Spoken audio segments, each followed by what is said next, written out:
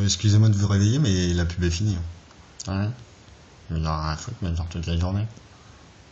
J'étais un prompteur, j'ai que ça à foutre. Bon, qu'est-ce que j'aurais comme question à vous poser? Oui, vous savez que l'éducation, c'est quand même un des principaux budgets qui coûte les impôts quand même. Alors là, ça va être un peu embêtant. L'idée de départ, c'est de dégraisser le mammouth. Hein, quoi? Vous voulez faire un régime du camp? C'est encore un truc à la con, ça? Peu de facho.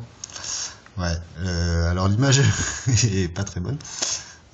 Vu que ça, oui, dégraisser le mammouth, il aurait déjà dû maigrir avant de sortir cette expression. Euh, donc oui, c'est toujours le même problème, hein. On va avoir un problème avec les emplois et tout, mais l'idée, en fait, c'est qu'il y a beaucoup d'expériences qui montrent que les enfants peuvent très bien être autogérés. Donc ça marche pas avec les enfants battus, les parents qui savent pas bien éduquer leurs enfants. Il faudra un certificat de capacité, quoi, au moins qu'ils aient les connaissances de base sur le renforcement positif, des choses comme ça. Par exemple, moi, mon père, à chaque fois que je réussissais quelque chose, un contrôle, il m'offrait un cadeau, et du coup, je pense que mon cerveau a un peu suivi le truc. Arrêtez de dire eux, mais c'est pas possible ça. Et vous avez un toc, hein. Va falloir aller acheter de Perrin, là, hein, parce que c'est pas possible, hein. Oui, d'accord. Euh, bon, donc on en était où? Je sais pas, je vous suis pas, j'en ai rien à foutre, moi. Bon. Donc l'idée en fait c'est que le problème ça va être si on a moins de profs à payer, comment on les requalifie. Ça c'est un gros problème. En fraternité ça paraît assez simple puisqu'on partage le travail et qu'on répartit le travail. Après en capitalisme ça semble un peu impossible. Mais bon, donc on va rester sur cette idée-là. L'idée donc c'est que les enfants autogérés, on peut imaginer un système genre jeu vidéo. Donc qui serait comme un portail. Donc, vous arrivez sur un portail, vous vous promenez, vous chattez, bon bah ça c'est ce que les enfants font parfois souvent en sortant d'école. Et en fait, comme dans les... Bah vous le dites si je vous fais chier. Bah si je vais pas me cacher. Hein. Voilà, moi je vais ronfler un peu. Continuez. D'accord.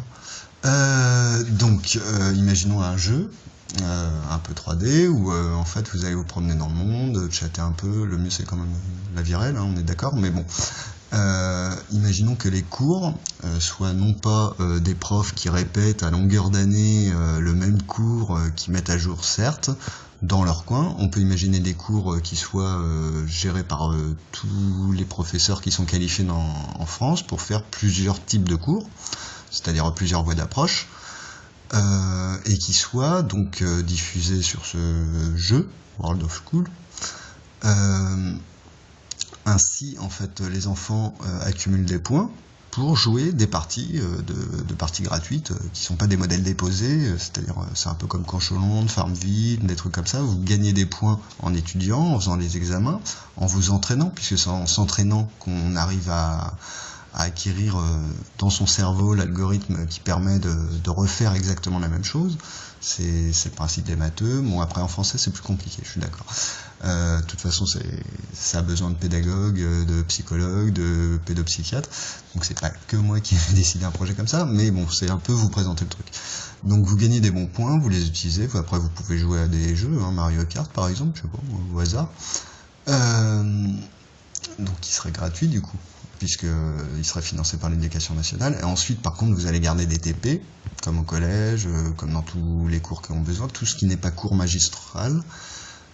Et donc ça fait une grosse économie de profs, de gardiennage pour les examens, parce qu'on peut imaginer que les pions, les surveillants puissent s'occuper de la surveillance des examens, surtout que les examens, en fait, vous avez un contrôle continu finalement au fur et à mesure du jeu. C'est-à-dire que chaque étudiant, chaque gamin va essayer d'aller dans les exercices où il excelle, par exemple les maths, mais va falloir aussi qu'il fasse du français. Donc c'est à lui de se répartir, il y a différents niveaux, différents levels, donc on peut imaginer l'éducation comme un jeu, et ce qui est intéressant c'est donc le renforcement positif par des cadeaux, donc le jeu, des cadeaux réels, des vacances scolaires, des voyages d'échange linguistiques, des choses comme ça, même s'il faut que tout le monde en profite. Donc vous voyez, il y a quand même un débat et un référendum à faire là-dessus. Mais donc l'idée c'est que le gamin va considérer l'éducation comme un jeu.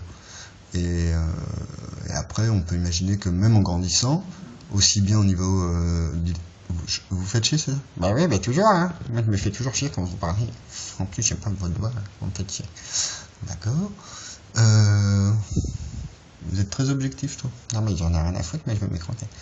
Oui, moi c'est nul là, comme blague. Ok, je ferme ma gueule.